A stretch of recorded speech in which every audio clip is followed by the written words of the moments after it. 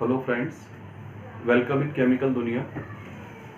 आज के हमारे वीडियो में अपन ट्रू सॉल्यूशन, कोलाइडल सॉल्यूशन और सस्पेंशन, इन तीनों के डिफरेंसेस के बारे में बात कर रहे हैं। तो आज का हमारा टॉपिक है differences among true solution, colloidal solution and suspension.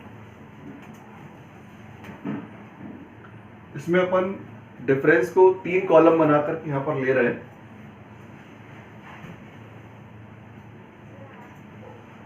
True solution, colloidal solution और सस्पेंशन।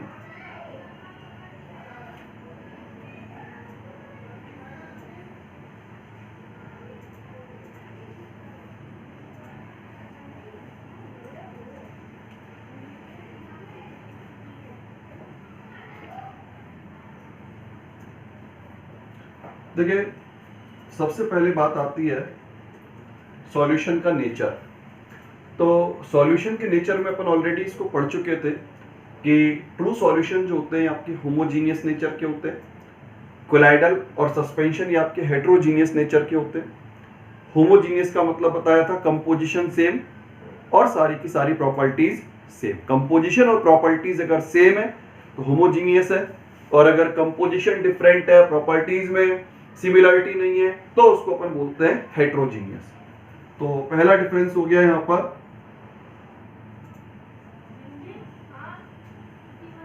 Homogeneous,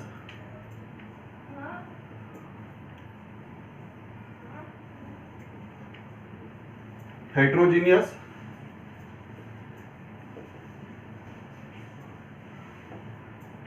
and heterogeneous. एक बात। फिर होमोजीनियस सॉल्यूशन का मतलब हुआ कि केवल एक फेज होगी। एक फेज क्यों कह रहे हैं? क्योंकि हम इसमें सॉल्यूट और सॉल्वेंट पार्टिकल्स को माइक्रोस्कोप में अलग अलग आइडेंटिफाई नहीं कर सकते। तो यहां पर वन फेज,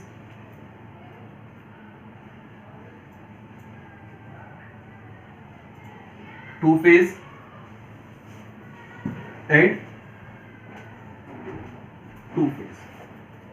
होमोजीनियस में केवल एक फेज होता है और हेट्रोजीनियस जो होते हैं उसके अंदर 2 फेज होते हैं। फिर तीसरी बात आती है इसमें साइज ऑफ पार्टिकल्स। साइज से मतलब यहां पर डायामीटर से है। Size less than 1 nanometre. जो ट्रू सॉल्यूशन के पार्टिकल्स होते हैं, उन ट्रू सॉल्यूशन के पार्टिकल्स का साइज जो होता है वो 1 नैनोमीटर से छोटा होता है। यहां पर कोलाइडल सॉल्यूशन में पार्टिकल्स का साइज होता है 1 नैनोमीटर टू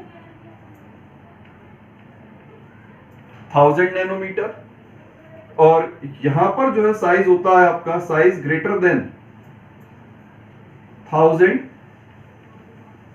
नैनोमीटर। अब इसके बाद में सॉल्यूशन की विजिबिलिटी की बात करें तो आपका जो ट्रू सॉल्यूशन होता है ये होता है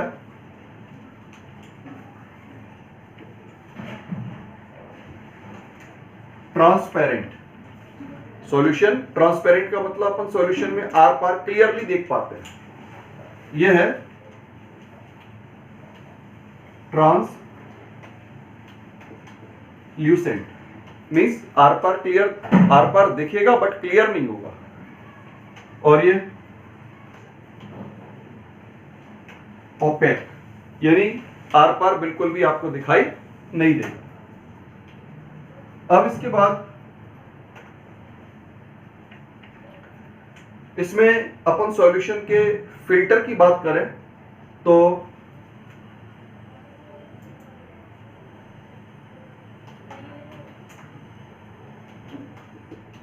filtration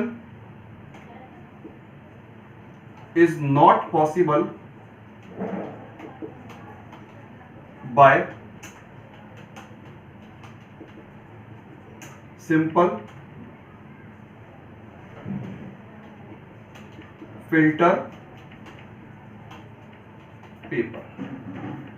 अगर अपन इस तरह के सॉल्यूशन को सिंपल फिल्टर पेपर में से छाने, सिंपल वाला जो फिल्टर पेपर होता है उसके पोर्स का साइज थोड़ा बड़ा होता है, और जब पोर्स का साइज बड़ा होगा तो ऐसी कंडीशन में सॉल्यूट पार्टिकल, सॉल्वेंट के तो निकल ही जाएंगे, सॉल्वेंट के साथ साथ सॉल्यूट पार्टिकल्स जो होते हैं वो भी आर पार निकल जाते हैं। तो filtration is not possible by simple filter paper.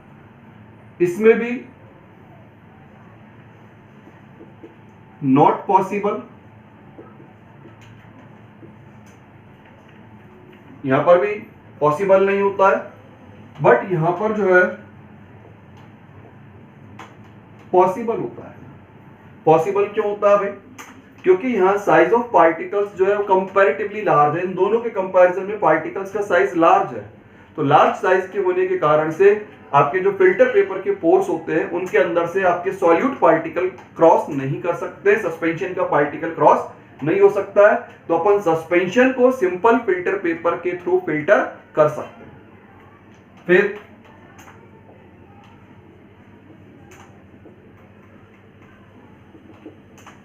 filtration is not possible by ultra filter paper. Ultra filter paper जो होता है उस फिल्टर पेपर में जो पोर्स का साइज होता है वो सिंपल फिल्टर पेपर से छोटा होता है। अल्ट्रा फिल्टर पेपर जो होते हैं उनके पोर्स का साइज जो होगा वो सिंपल फिल्टर पेपर के पोर के साइज के कंपैरिजन में छोटा होता है। तो अल्ट्रा जो आपका फिल्ट्रेशन का जो प्रोसेस होता है वो अल्ट्रा फिल्टर पेपर के थ्रू पॉसिबल नहीं होगा। अब अल्ट्रा फिल्टर पेपर के थ्रू पॉसिबल क्यों नहीं होगा? क्योंकि इनमें पार्टिकल छोटे और उसमें पोर भी छोटे हैं, लेकिन पोर में से आपके पार्टिकल क्रॉस कर जाते हैं।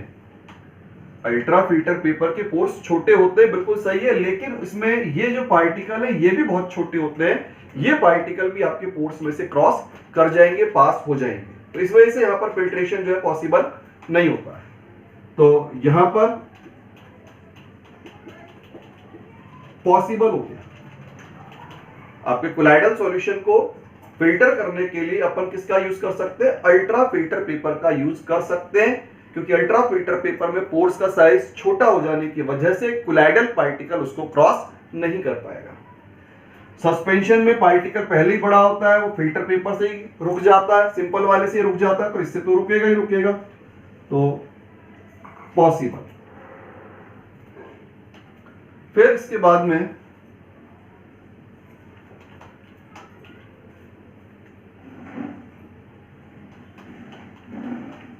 एडजॉर्बिंग पावर,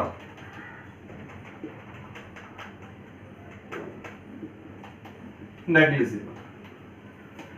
जो ट्रू सॉल्यूशन होता है, ट्रू सॉल्यूशन में पार्टिकल का साइज बहुत ज्यादा छोटा होता है, और बहुत छोटे पार्टिकल के साइज के कारण से इन पार्टिकल्स की एड्सॉर्ब करने की पावर जो होती है वो नेग्लिजिबल पावर होती है।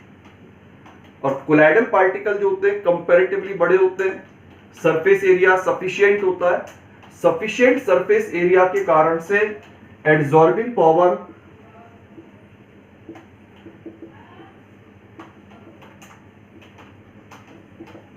Is high.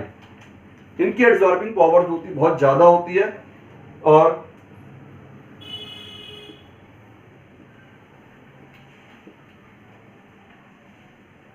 इनकी एड्सॉर्बिंग पावर लो।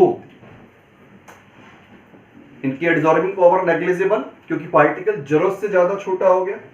एड्सॉर्बिंग पावर बहुत ज्यादा होती है, बहुत ज्यादा होने के कारण इनका सरफेस एरिया जो है सफिशिएंट होता है, और इसमें पार्टिकल का साइज बड़ा हो जाने के कारण से टोटल सरफेस एरिया थोड़ा कम रहता है, और इस वजह से यहां पर एड्सॉर्बिंग पावर होगी बट कम होगी।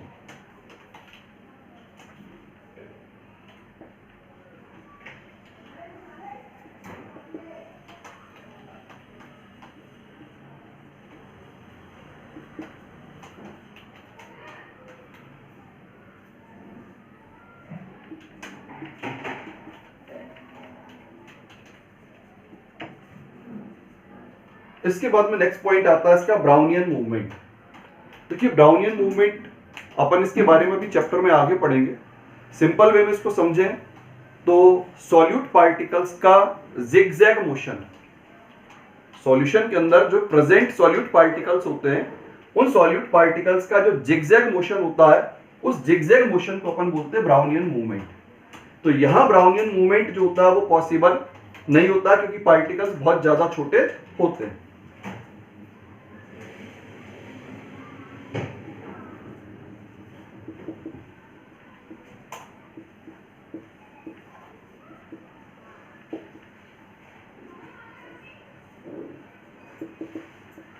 ब्राउनियन मूवमेंट पॉसिबल होता है और ये नेग्लिजिबल होता है। फिर इसके बाद में एक पॉइंट और आता है इसका Tyndall effect is not shown. Tyndall effect का मतलब, टिंडल इफेक्ट में क्या होता है, जब अपन किसी कोलाइडल सॉल्यूशन के अंदर लाइट को पास कराते हैं तो उस कंडीशन में लाइट पाथ इल्यूमिनेट हो जाता है और लाइट पाथ का इल्यूमिनेशन, इसी फिनोमिनन को नाम दिया जाता है टिंडल इफेक्ट। किसी भी कोलाइडल सॉल्यूशन में जब लाइट बीम को पास किया जाता है तो उस कंडीशन में लाइट का पाथ इल्यूमिनेट होता है और लाइट पाथ का इल्यूमिनेशन, ये जो फिनोमिनन है इसको अपन नाम देते हैं टिंडल इफेक्ट। इसके बारे में भी अपने को भी अभी आगे के टॉपिक्स में पढ़ना है। इसका अपन सिंपल एग्जांपल देख सकते हैं। आपके कमरे के अंदर जब सनलाइट एंटर करती है तो साइड से देखने पर आपको जो है उसमें गोल्डन कलर के पार्टिकल, डस्ट पार्टिकल वगैरह जो होते हैं वो आपको कुछ तैरते हुए दिखाई पड़ते हैं। तो वो पार्टिकल का जो जिगजैग मोशन होता है वो जिगजैग मोशन तो होता है ब्राउनियन मोशन, और लाइट पाथ का इल्यूमिनेशन जो होता है उसको अपन नाम देते हैं वहां पर टिंडल इफेक्ट। तो पार्टिकल्स का साइज बहुत ज्यादा छोटा होने की वजह से ना तो ब्राउनियन मोशन इसमें पॉसिबल होता है और ना ही इसके अंदर टिंडल इफेक्ट देखने को मिलता है। अब इसमें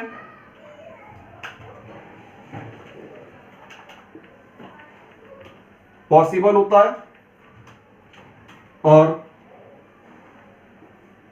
नॉट पॉसिबल।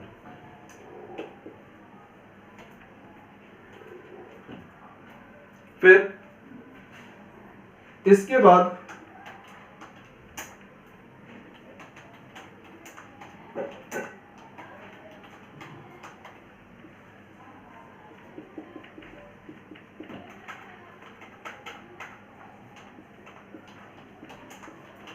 ग्रेविटेशनल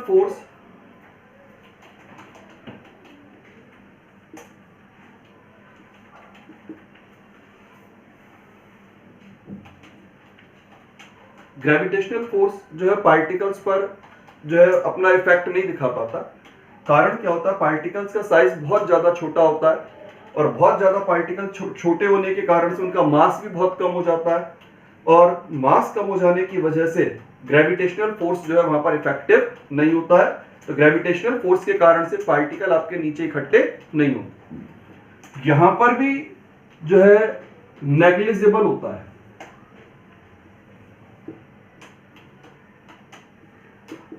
नेग्लिजिबल और यहां पर ग्रेविटेशनल फोर्स का इफेक्ट होता है। ग्रेविटेशनल फोर्स का इफेक्ट अपन उसको यूं समझ सकते हैं, जैसे आपका सप्लाई का पानी आता है, सप्लाई के पानी में कई बार मिट्टी वगैरह आ जाती है, तो उस मिट्टी वाले पानी को अगर अपन थोड़ी देर के लिए रख देते हैं तो मिट्टी धीरे धीरे नीचे कलेक्ट हो जाती है। तो मिट्टी के जो पार्टिकल्स होते हैं, क्ले पार्टिकल्स होते हैं, उनका नीचे की ओर कलेक्शन होना वो किसकी वजह से हो पाता है, ग्रेविटेशनल फोर्स जो होता है उन क्ले पार्टिकल्स को नीचे की तरफ खींचने लग जाता है, जिससे मिट्टी जो है नीचे इकट्ठी हो जाती है और ऊपर पानी आपका साफ हो जाता है। तो सस्पेंशन में ग्रेविटेशनल फोर्स इफेक्टिव होता है, कोलाइडल सॉल्यूशन में ग्रेविटेशनल फोर्स नेग्लिजिबल, लेकिन ट्रू सॉल्यूशन में ग्रेविटेशनल फोर्स का कोई इफेक्ट वहां पर देखने को नहीं मिलता। इसके बाद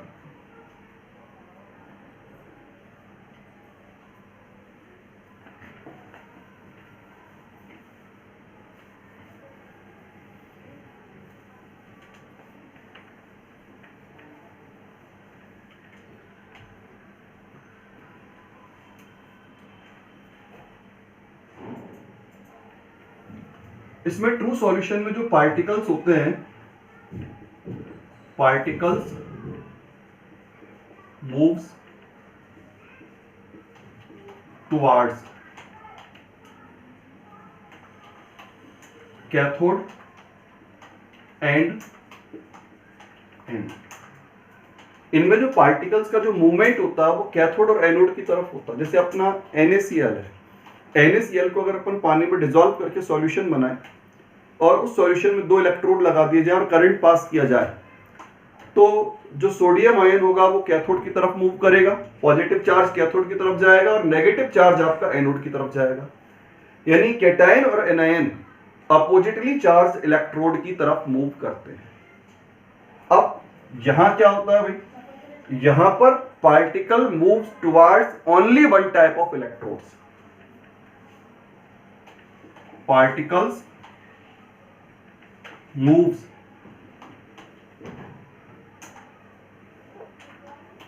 towards only one type of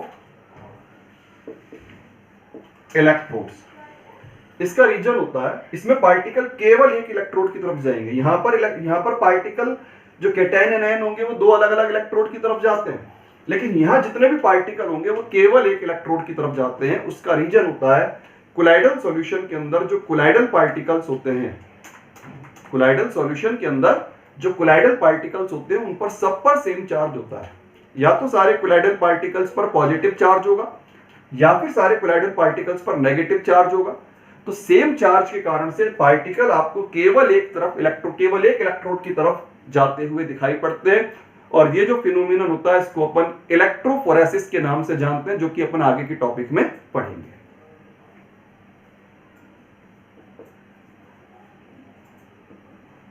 ये आपका पॉसिबल नहीं होता है। पॉसिबल क्यों नहीं होता है? क्योंकि यहां पर जो है आपके जो पार्टिकल्स होते हैं, पार्टिकल्स पर किसी तरह का चार्ज नहीं होगा और चार्ज ना होने की वजह से आपका ये जो प्रोसेस होता है ये पॉसिबल नहीं हो पाता। नेक्स्ट पॉइंट आता है इसका डिफ्यूजन।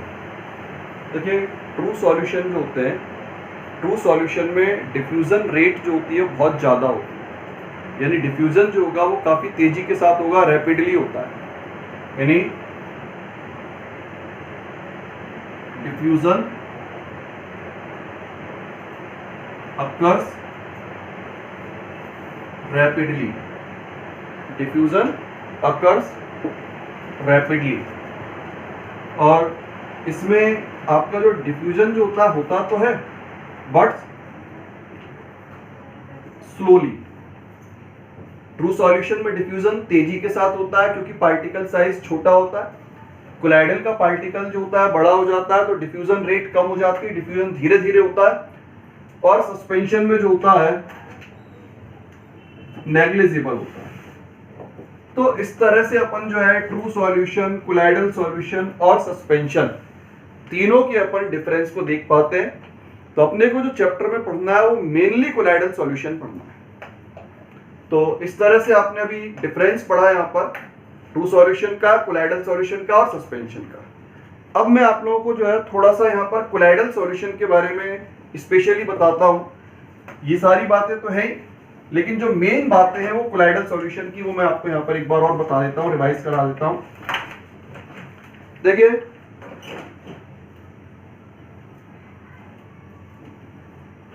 कोलाइडल सॉल्यूशन, देखिए कोलाइडल सॉल्यूशन का मतलब होता है एक हेट्रोजीनियस सॉल्यूशन। कोलाइडल सॉल्यूशन का मतलब क्या है? एक हेट्रोजीनियस सॉल्यूशन। पहला इसका फीचर आता है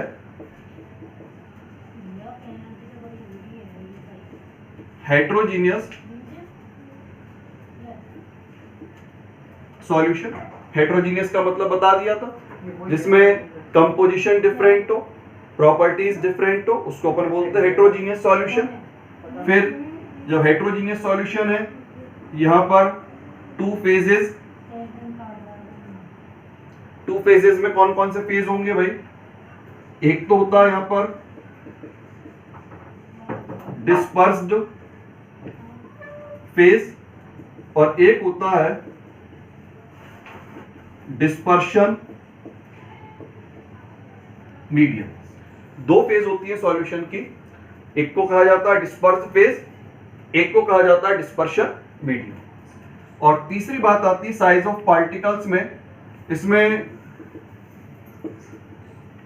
डायामीटर जो होता है 1 नैनोमीटर टू 1000 नैनोमीटर। तो ये तीन यहां पर जो है स्पेशल फीचर्स होते हैं आपके कोलाइडल सॉल्यूशन। अब ये डिस्पर्स फेज और डिस्पर्शन मीडियम क्या है? जैसे एक सिंपल सॉल्यूशन की बात करें या एक ट्रू सॉल्यूशन की बात करें, तो सॉल्यूशन के अंदर नॉर्मली दो कंपोनेंट होते हैं। एक तो होता है सॉल्यूट और दूसरा होता है सॉल्वेंट। सॉल्यूट और सॉल्वेंट दो कंपोनेंट जो है यहां पर अपने को देखने को मिलते हैं इसके। अब सॉल्यूट किसको कहेंगे? सॉल्यूशन के अंदर जो कंपोनेंट लेस अमाउंट में होगा, जिस कंपोनेंट का अमाउंट कम होता है, जो कम क्वांटिटी में होता है, लेस क्वांटिटी में होता है, उसको सॉल्यूट बोला जाता है। और जो मोर क्वांटिटी में होता है उसको बोला जाता है सॉल्वेंट। तो ये तो हुआ आपका लेस अमाउंट, और ये हो गया आपका मोर अमाउंट। तो ये तो अपन बात कर रहे थे केवल सिंपल सॉल्यूशन की। लेकिन अगर अपन बात करें कोलाइडल सॉल्यूशन,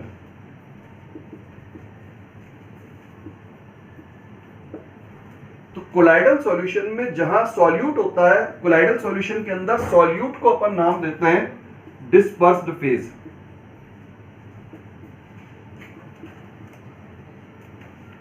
सॉल्यूट को बोला जाता है डिस्पर्स्ड फेज और सॉल्वेंट को बोला जाता है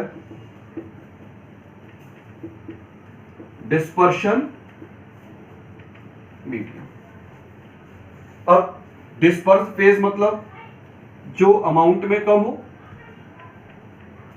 जो अमाउंट में कम हो और जिसके पार्टिकल्स का डायामीटर 1 नैनोमीटर टू 1000 नैनोमीटर हो। अमाउंट में कम और diameter of particles is 1 nanometre to 1000 nanometre, उसको अपन नाम देंगे डिस्पर्स्ड फेज। और डिस्पर्शन मीडियम मींस सॉल्वेंट, जो लार्ज क्वांटिटी में होता है और पार्टिकल साइज में जो होते हैं 1 नैनोमीटर से छोटे होते हैं। तो ये आपका जो है कोलाइडल सॉल्यूशन। अगर हम इसके एक एग्जांपल की बात करें, जैसे कोलाइडल सॉल्यूशन ऑफ स्टार्च। अगर हम स्टार्च का कोलाइडल सॉल्यूशन बनाते हैं तो स्टार्च तो होगा आपका डिस्पर्स्ड फेज और वाटर होगा आपका डिस्पर्शन मीडियम। स्टार्च यहां पर स्टार्च के पार्टिकल्स होंगे डिस्पर्स्ड फेज और वाटर पार्टिकल्स जो होते हैं वो डिस्पर्शन मीडियम होते हैं। अच्छा, डिस्पर्शन मीडियम की बेसिस पर अपन कोलाइडल सॉल्यूशंस को भी कई नामों से जानते हैं। डिस्पर्शन मीडियम की बेसिस पर कोलाइडल सॉल्यूशन आपके जो है कई तरह के होते हैं, जैसे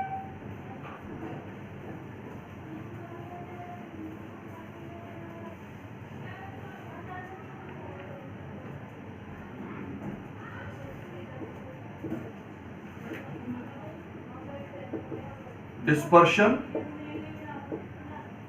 मीडियम और कोलाइडल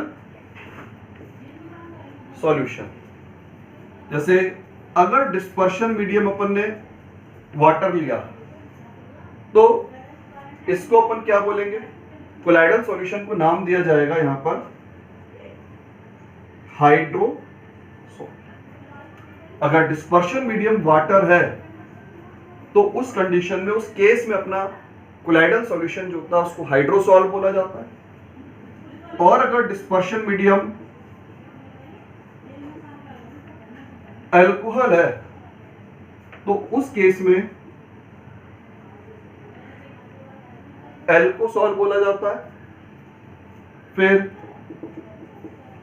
डिस्पर्शन मीडियम अगर बेंजीन हो तो उस कंडीशन में बेंजोसॉल, डिस्पर्शन मीडियम अगर एयर है एरोसॉल। आप देखिए इसमें हर जगह पर सॉल वर्ड यूज हो रहा है। Sol means colloidal solution. अपन सिंपली जब सॉल वर्ड बोल देते हैं, सॉल का मीनिंग हमारा जो है कोलाइडल सॉल्यूशन से होता है।